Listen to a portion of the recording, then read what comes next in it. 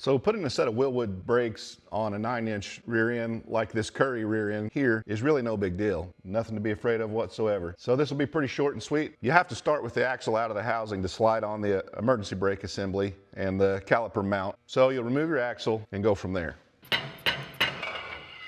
Now in your kit, these emergency brake housings are labeled. This one's labeled right. So passenger side. Your caliper mounts face the rear in this application, so you want to be sure and slide your brake assembly onto your axle like this. Then slide the axle back in. So that axle's just barely started in. That leaves me just enough room to work here. We got to put the retaining clip in, and if you go all the way in now, while you can do it, it's pretty tight. So we'll leave that hanging out just as much as we can to give ourselves some room to work. We'll go ahead and stick our T-bolts through. So here's your retaining clip. You want to make this ridge faces inward to go ahead and seat that bearing. So you'll install it with the opening facing up, ridge facing in. So the easiest way to get these nuts started is going to be to go ahead and put your nut in a deep drive socket. And we're going to rotate this hole around to each location. I'm going to go ahead and slip this axle in the rest of the way. I'm going to go ahead and snug them up before torquing them to 35 foot-pounds.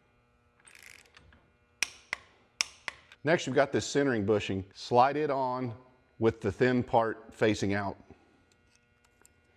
Then slide on your rotor hat.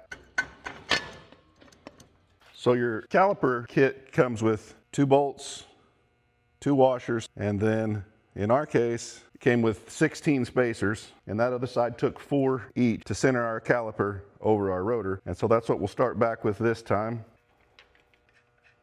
I can already tell that 4 is too many if you look at your center of your caliper. I don't think it's an exact science. Go ahead and slide our pads in and see what it looks like.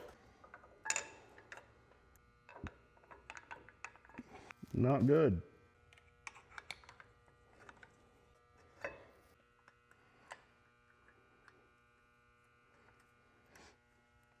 Well, the other side took 4 spacers. This side we backed all the way back down to 1 to get clearance on both sides, and we still need to put our wheel on and torque these down, make sure everything's seated. And there you go, Wilwood's on a 9-inch axle.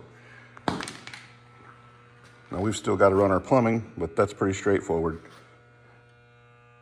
And that's a video for another day. Thanks for watching.